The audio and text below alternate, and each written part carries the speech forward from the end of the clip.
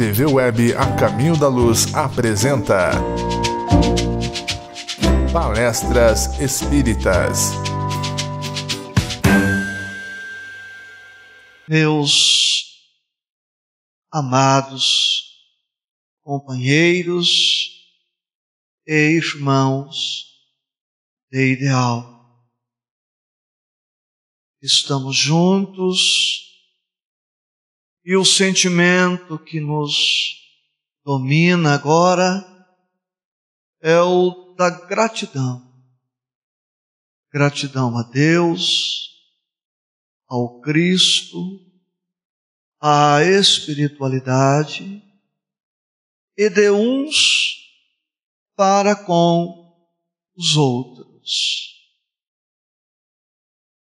O tema: Centro Espírita, Universidade do Espírito, em que pese a gravação, e por isto mesmo vou me permitir uma abordagem despretensiosa, desataviada, simples. Ao final, o que contará é que tenhamos compreendido a proposta do nosso estudo. Comecemos por valorizar a palavra universidade. Lembro que uma criança, no estudo, no ensino fundamental, tem de 7 a 8 matérias. No ensino médio, para a conclusão do ensino médio, são 12 ou 13 matérias. Por formação, sou operador do direito. Para se formar um bacharel em direito, não habilitado à advocacia, são dezenas de matérias. O mesmo podemos dizer a respeito de qualquer curso superior. Para formarmos alguns exemplos: um pedagogo, um médico, um engenheiro, dezenas de disciplinas por diversos anos. E já não basta mais a conclusão de uma faculdade. Hoje se torna imperiosa a necessidade do aprofundamento, da continuidade nas várias possibilidades colocadas à disposição dos interessados.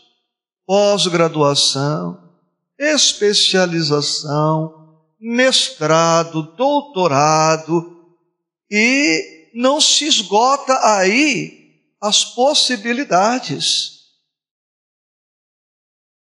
Ora, se para formarmos um técnico, um estudante, um profissional que lidará por alguns poucos anos na sua vida profissional ativa, precisamos de tanto tempo, de tanto investimento. Pensemos por um momento no quanto não se faz necessário o investimento no estudo do Espírito. Me permitam repetir o que tenho dito na minha peregrinação nesta semana. O Espírito é a obra-prima de Deus. tudo o que há no universo foi feito em homenagem, em respeito ao Espírito imortal. E por diversos fatores, e vamos colocar à guisa de estudo e de reflexão, e não de crítica ácida e destrutiva, o que temos visto no movimento espírita é uma atitude míope, estreita, reducionista, por atavismo ancestral, por vício religioso, em decorrência da lei do menor esforço. O que temos visto e acompanhado no movimento espírita? Casas espíritas que não dão à doutrina dos espíritos a ênfase que ela merece, a ênfase que a humanidade merece, a ênfase que nós necessitamos e merecemos, filhos de Deus que somos todos nós. Em virtude do ranço que remanesce de velhas práticas, temos nos satisfeito, ressalvadas as exceções, com uma postura bastante econômica, reducionista. Escolhemos uma noite da semana, claro que estou me referindo à generalidade, escolhemos uma noite da semana, a reunião se começa às 8 da noite, o público vai chegar faltando 5 minutos, no limite, sentamo-nos, aguardamos uma preleção quase sempre superficial, quase sempre insatisfatória, e aguardamos impacientes o passe, a água fluida. E a reunião não pode, em hipótese alguma, estender-se um pouco mais. Terminada a reunião, o centro espírita está esvaziado e restam 2 ou 3 companheiros e aguardamos a próxima reunião. E assim, não poucos irmãos espíritas atravessam a encarnação. Não aprofundam no estudo da doutrina, não leem, não se interessam para ir além dessa proposta, e não sabemos nem definir o que seja espiritismo. E não temos noção para que nos serve. E quando algum companheiro nos concita ao estudo, isto se nos afigura como sendo uma bronca, como se o companheiro estivesse sendo grosseiro, indelicado. Neste estudo de hoje, amados, chamo então mais uma vez a atenção nossa para esta universidade que deve se constituir o centro espírita. Se folhearmos com atenção as mais de 1000 questões de O Livro dos Espíritos, veremos que expressiva percentagem delas se referem ao tema espírito, a começar pelo título da obra básica, que é o Livro dos Espíritos. E o espírita ainda não aprendeu adequadamente a pensar como espírito. E não poucos se chocam quando recordamos o óbvio, que espírito não é mulher, nem homem, que o espírito não é alto nem baixo, que o espírito não é nem branco, nem negro, nem amarelo, nem mulato. Nos surpreendemos quando dizemos que o espírito não é dono de casa, de carro, que o espírito não tem filho, não tem marido, não tem esposa, não tem sogra, não tem cunhado, não tem tio, não tem sobrinho. Tudo isto ocorre por conta do nosso estágio evolutivo, por conta das convenções humanas, por conta ainda de não termos uma perfeita ciência e consciência de quem efetivamente somos. E se nós não aprofundarmos esta questão em um centro espírita, onde haveremos de aprofundar este estudo? Portanto, amigos, o centro espírita, e valorizando ainda a palavra centro, ponto de convergência, espírita relacionado ao espiritismo. Portanto, o centro espírita é o centro do espírito.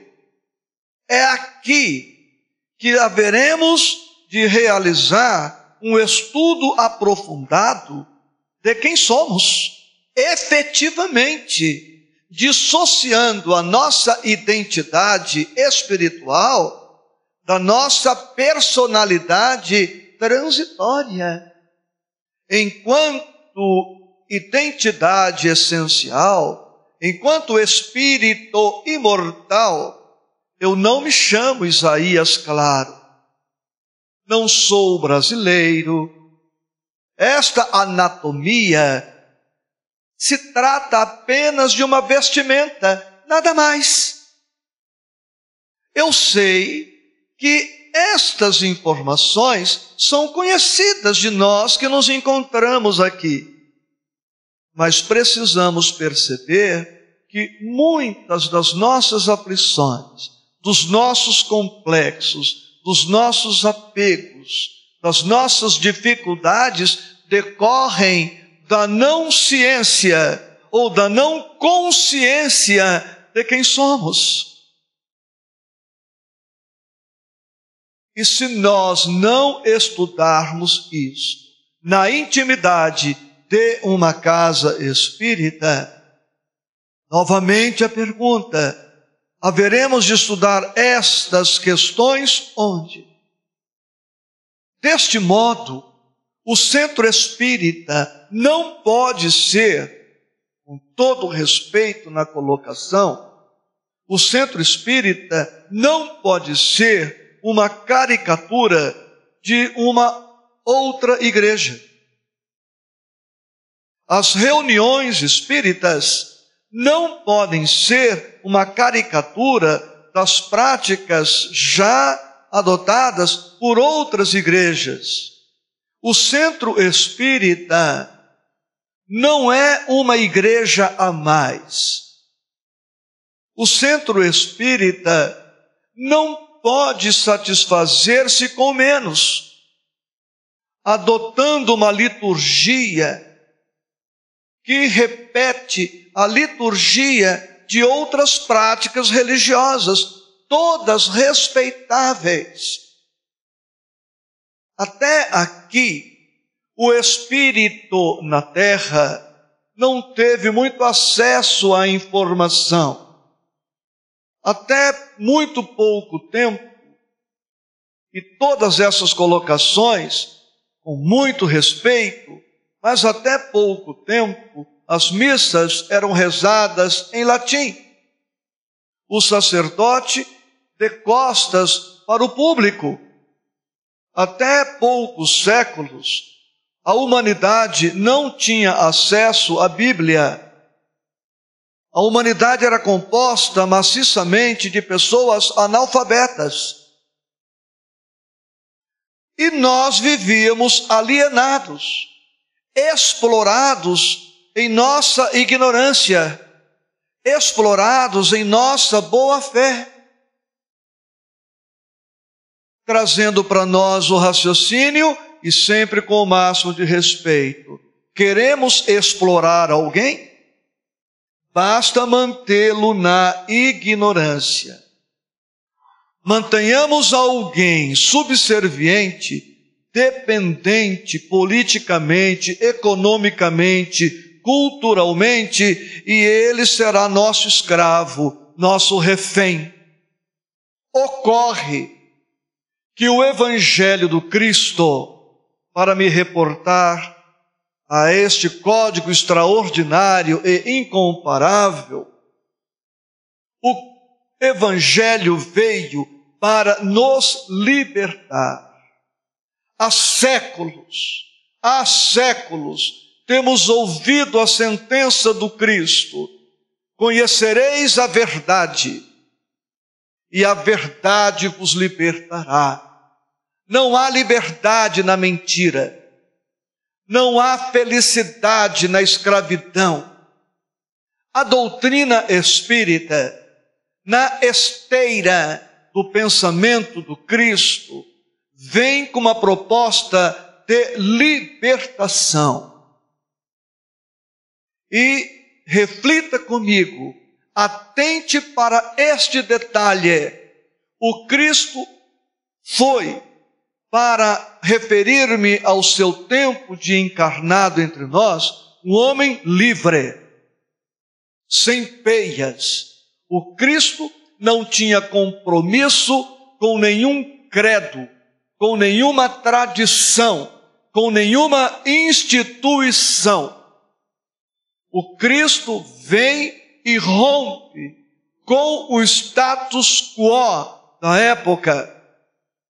E por isto foi perseguido e assassinado, exatamente por não conivir, por não fazer conchavo com o sinédrio, templo, fariseus, império romano. Ele afronta, fiel a si mesmo.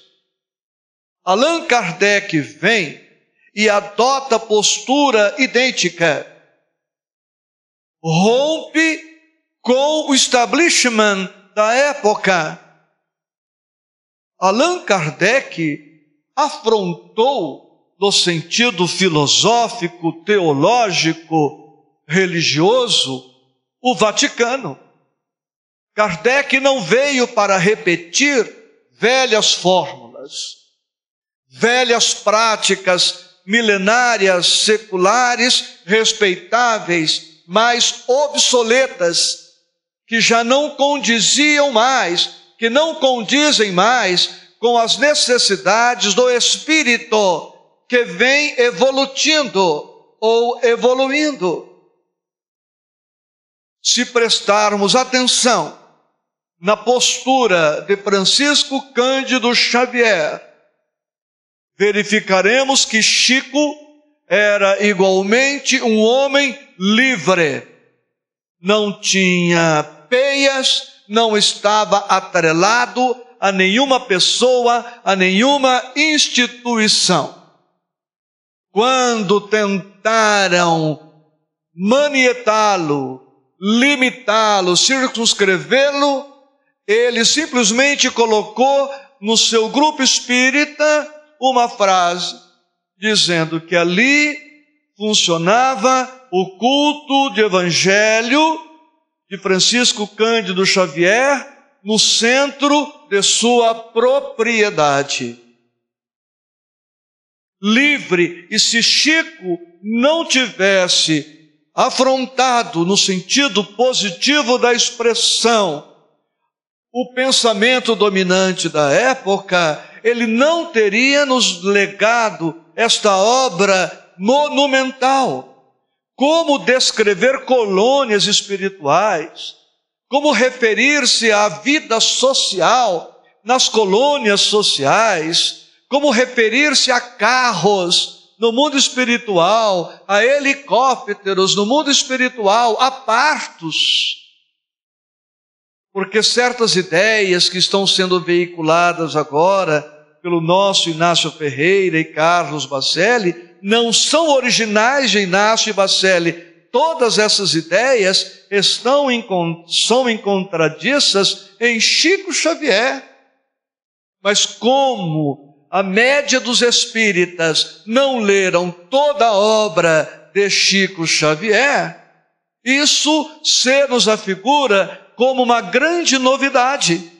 Só para citar um exemplo, num dos incêndios famosos que tivemos em São Paulo, parece-me que no Joelma, um nosso irmão, percebendo a situação crítica, subiu para o último andar do prédio, esperando desesperadamente que um helicóptero viesse resgatá-lo.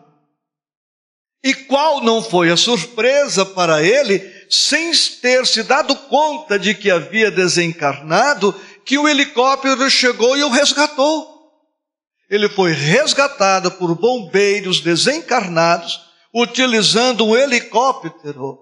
E numa outra obra, Chico fala de uma senhora que desencarnou grávida, e o parto foi ultimado no mundo espiritual.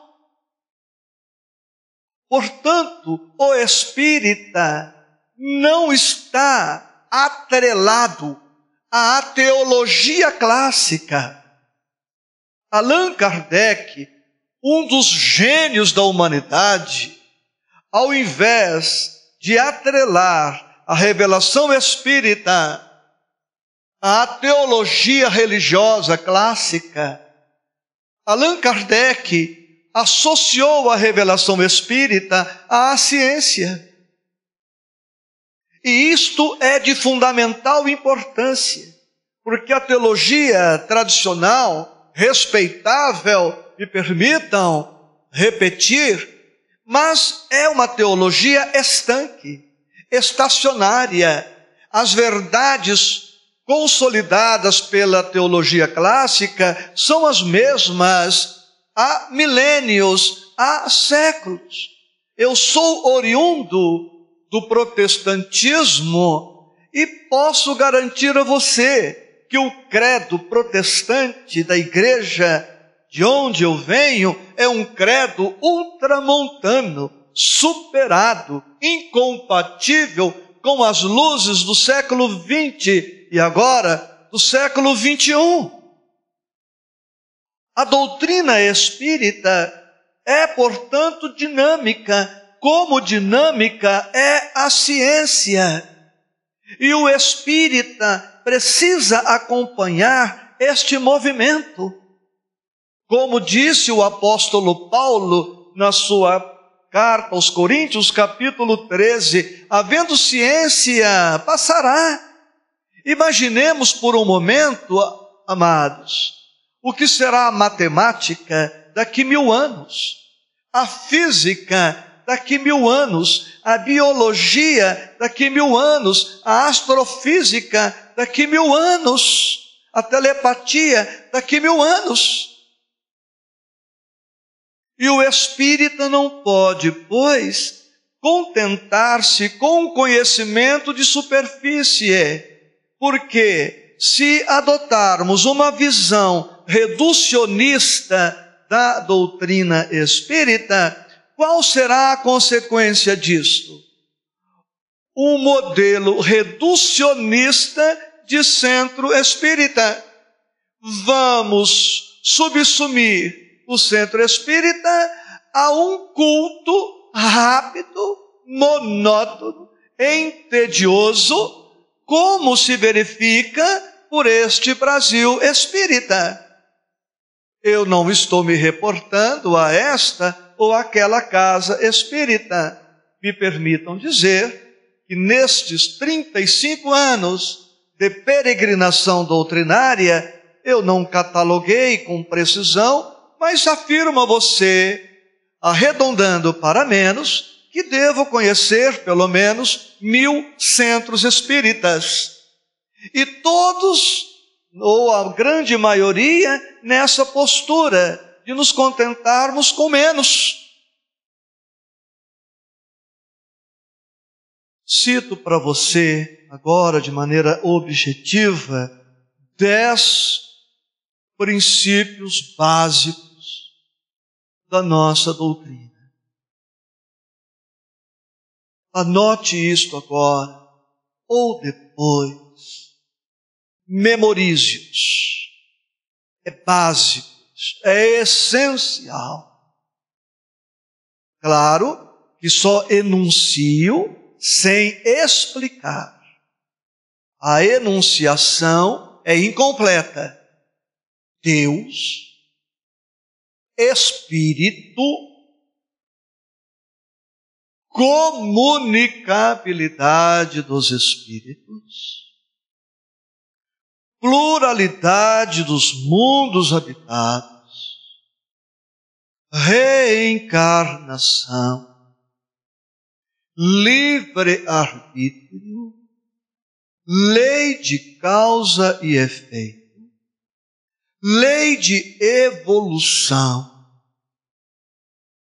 erraticidade, Jesus, modelo e guia da humanidade.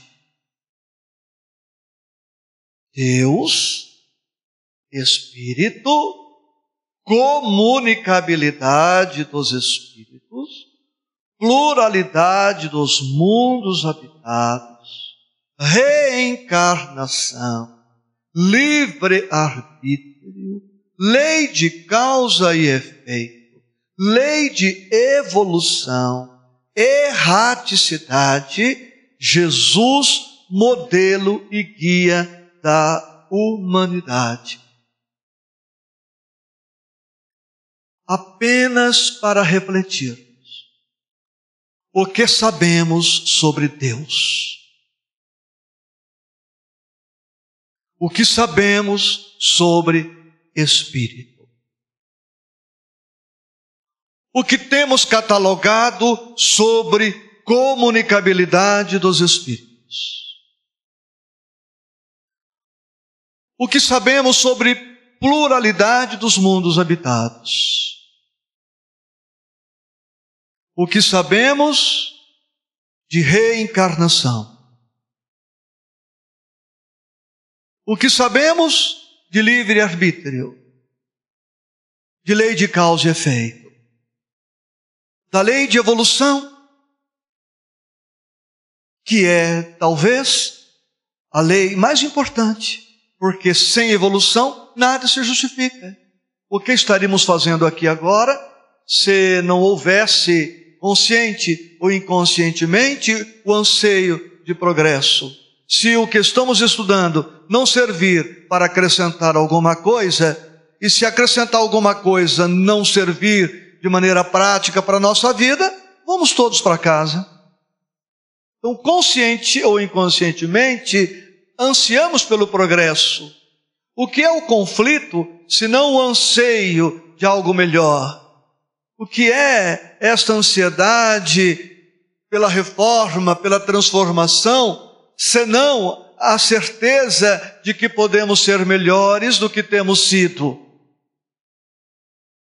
Notem, amigos, que vivemos a dizer que o Espiritismo é ciência, é filosofia, é religião, o seu tríplice aspecto. Quantos institutos as casas espíritas, o movimento espírita tem no capítulo da mediunidade, por exemplo? Qual espírita que conhecemos que vem se aprofundando em pluralidade dos mundos habitados? Isto revela de maneira muito singela a nossa postura reducionista.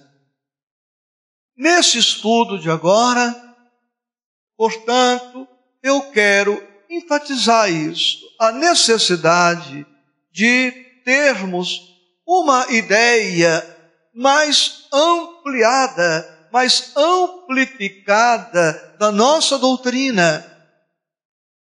Deus governa a vida universal através de leis. O homem sábio, encontramos esta observação em O Livro dos Espíritos. O sábio estuda as leis da matéria. O homem de bem deve estudar as leis da alma. O Espiritismo é este corpo de princípios que orientam a vida da alma. Em qualquer escaninho do universo em que houver vida inteligente, lá encontraremos estas leis morais que orientam a vida do espírito imortal.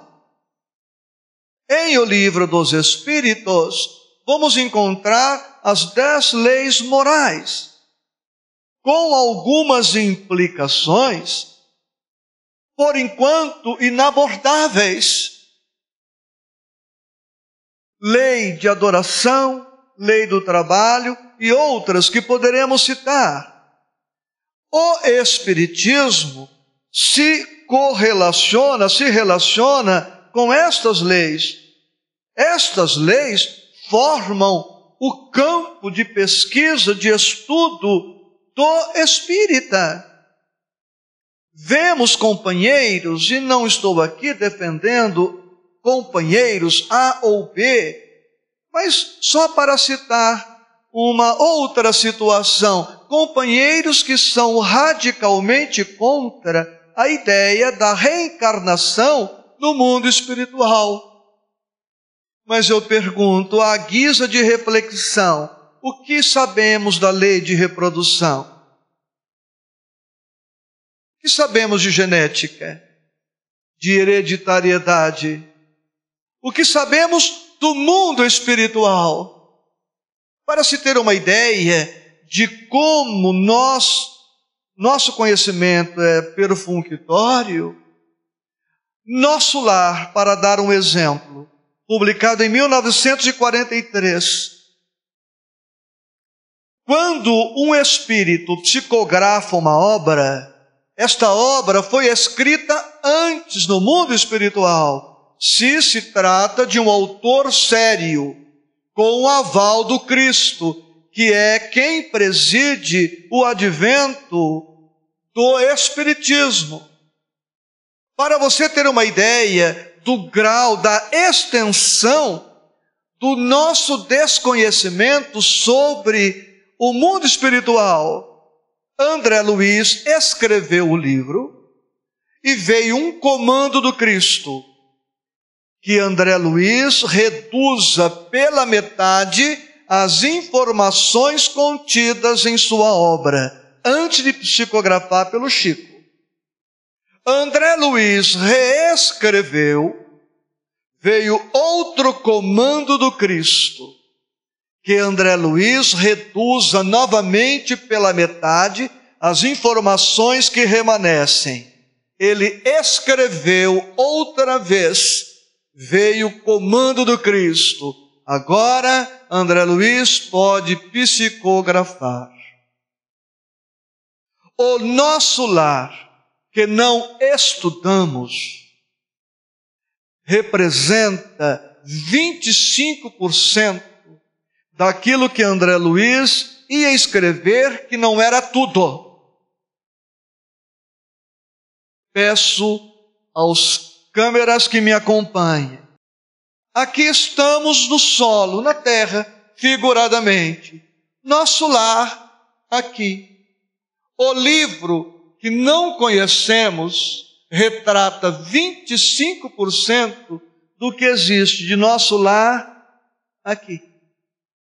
O que existe de nosso lar para cima não consta do livro. E eu pergunto, sem melindrar, quantos de nós lemos nosso lar uma vez, ou duas, ou três, ou 10 vezes? A primeira página de nosso lar, André Luiz começa a trazer a anatomia do perispírito. Na primeira página, com 3, 4 linhas, 5, eu não tenho aqui o livro agora, André Luiz já fala que perispírito tem pulmão, tem boca, que ele grita, que ele chora. Portanto, amigos, no livro Os Mensageiros, André Luiz narra que ele sai de nosso lar, vai para uma mansão, um ambiente, vem a pé, volitam por um trecho, depois só a pé, pelo visco encontrado da vibração negativa. De uma certa altura em diante, ele pega um veículo e abastece o veículo para acabar de chegar aqui. E o espírita está pensando no mundo espiritual como o católico pensa em céu. Um mundo espiritual fluido. Mas se pegarmos nosso lar, verificaremos que tem suco. André Luiz se surpreende quando vai conhecer a sala de banho. Sala de banho, meus amigos, vírgula, banheiro. Ora, se ele toma suco, come, bebe, ele tem aparelho digestivo. Se tem um aparelho digestivo, tem um aparelho excretor. E se tem um aparelho excretor, ele precisa de banheiro. Ou seja, sem escandalizar, os desencarnados próximos à Terra fazem necessidades fisiológicas como qualquer encarnado. E isso está escrito em nosso lar. No capítulo 10, traz alguma notícia sobre o bosque das águas. Lísias está comentando sobre o bosque das águas e fala de árvores plantadas. Árvores plantadas. Ou seja, precisamos começar a meditar e a aprofundar determinadas questões. Querem ver uma das dificuldades das casas espíritas? O espírita não pergunta. O espírita não questiona. E o progresso não nasce das nossas certezas. O progresso nasce das nossas dúvidas. Se entre nós aqui tiver alguém que não tem dúvida nenhuma, que supõe saber tudo, este está neste passo adotando uma atitude não espírita. Caminha para adotar uma atitude dogmática, repetindo velhas práticas religiosas, respeitáveis, mas que não condizem com a evolução do espírito, que não condiz com a missão do espiritismo, que é esclarecer para libertar, que é esclarecer para estruturar, que é esclarecer para consolar. Portanto, o espiritismo é mais do que até aqui temos suposto. E não estou aqui para magoar, para ofender, para agredir, para ferir, mas para trazer a minha contribuição. Porque dogma por dogma, os demais irmãos, profitentes de outros credos, já têm. Para ilustrar, não há muitos dias, uma senhora veio conversar comigo, católica, e me disse: eu sou católica, mas aberta às ideias espíritas. Eu fui num centro espírita e a oradora da noite disse menos do que estou habituada a ouvir do padre na homilia. Conclusão, disse ela, como sou católica e o centro não me acrescentou nada, eu continuo católica. O que temos oferecido para nós mesmos em relação à doutrina espírita? Vou ilustrar. Digamos que o tema aqui agora fosse perdão. Qual a importância, para citar apenas uma delas, nestes 10 princípios que eu te passei? Se eu disser, o tema é perdão, para ilustrar, meus amigos, olha, precisamos perdoar, porque o Evangelho nos recomenda o perdão, porque se não perdoarmos, vamos sofrer. Esta abordagem não é espírita. Não tem nenhuma conotação com a doutrina. Porque isto, os demais sacerdotes e pastores dizem. Agora, se eu disser, e aqui muito rapidamente, só para ilustrar, amigos, o perdão é lei de Deus. Assim como Deus nos tem perdoado, também nós necessitamos nos perdoar uns aos outros. Assim como Deus tem concedido a nós múltiplas oportunidades, já explicando alguma coisa, nós outros igualmente não podemos nos fechar à misericórdia. Somos imortais. Se não perdoamos agora e não perdoarmos nunca, isto implica que a mágoa seguirá conosco ad eternum. É isto que você quer para você? Nós somos espíritos reencarnados. Se não perdoamos por livre arbítrio nosso, optando pela manutenção da mágoa, geraremos efeitos deletérios a respeito desta nossa escolha.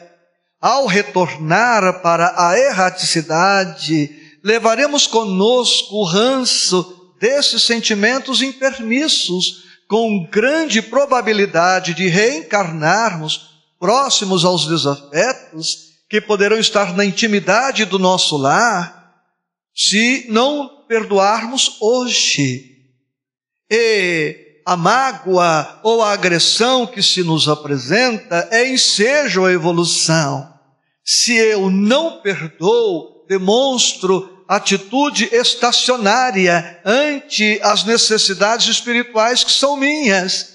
Eu vou dando uma conotação espírita ao tema evangélico.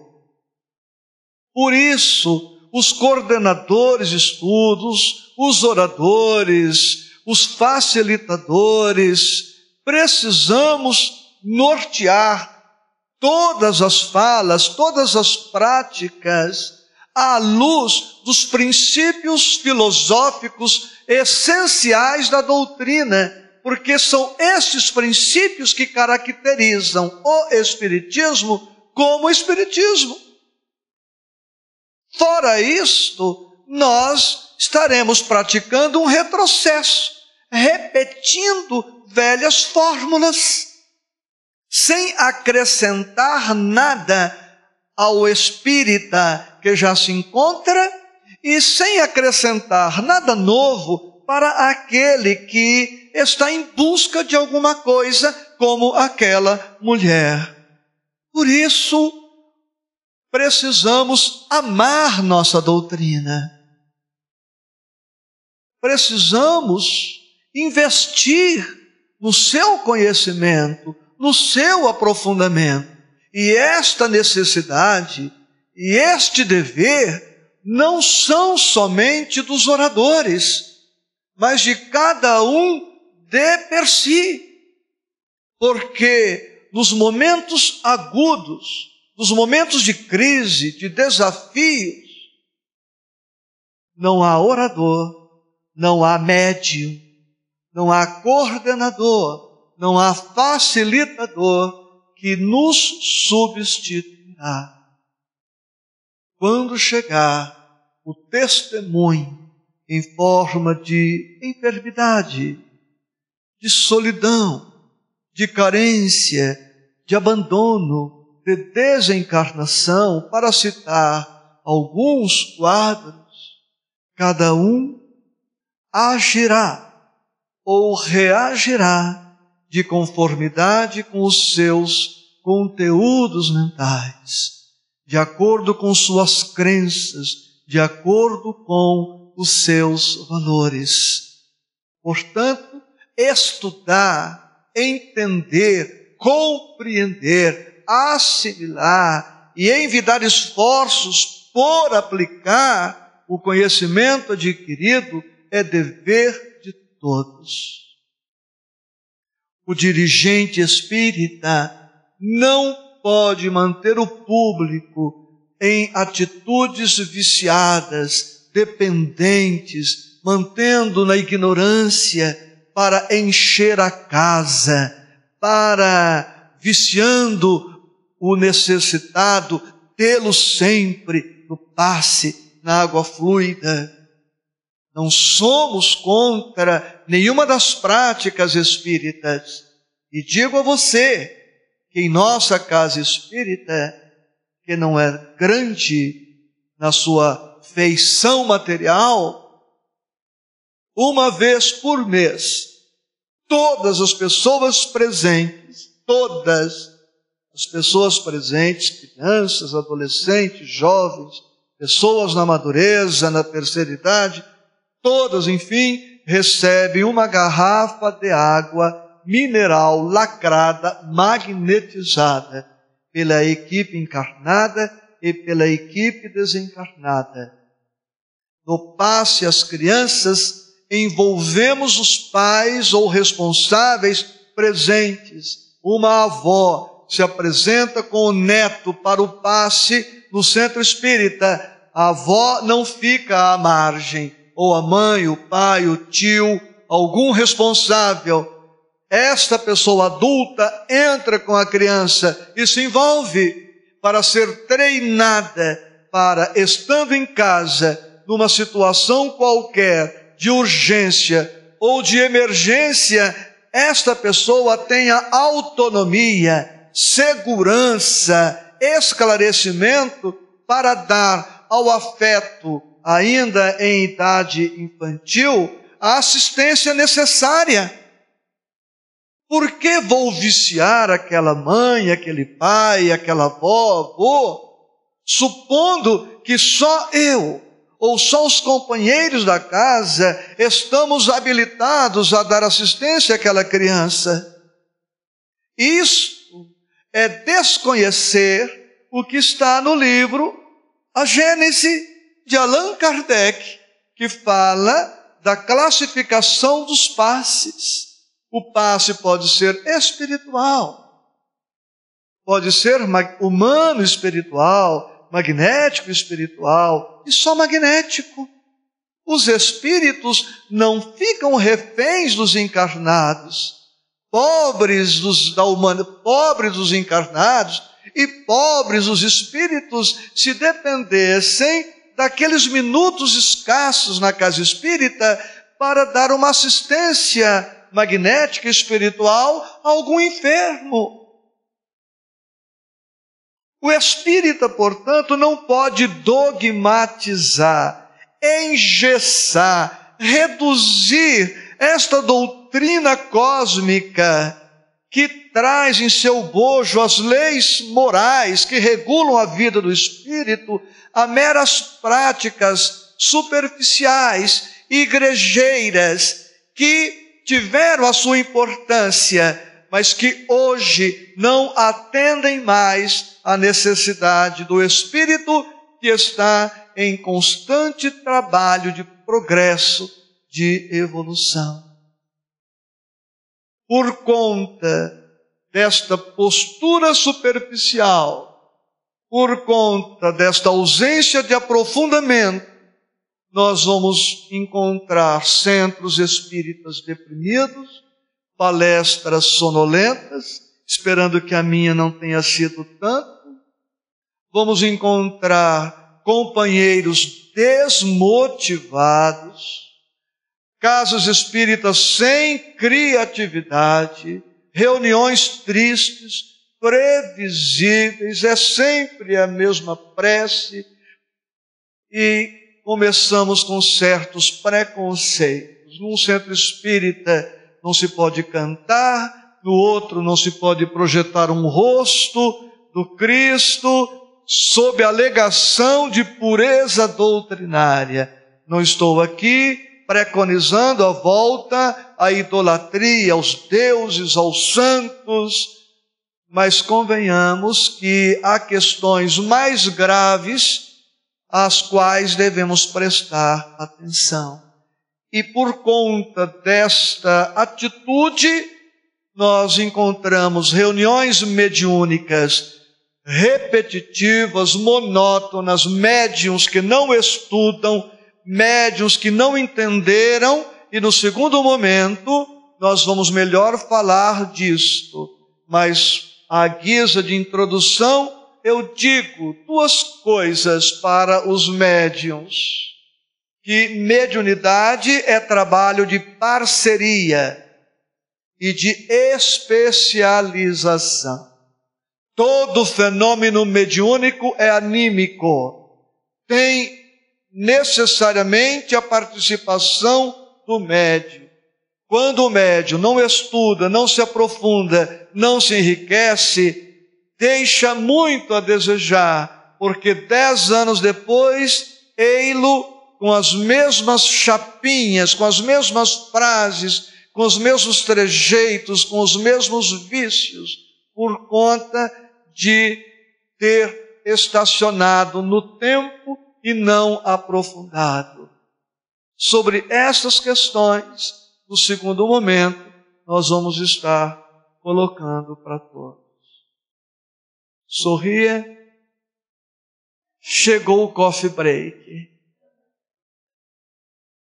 Eu fiquei um pouco preso à questão das câmeras, mas depois sem câmera a gente vai ficar bem mais à vontade.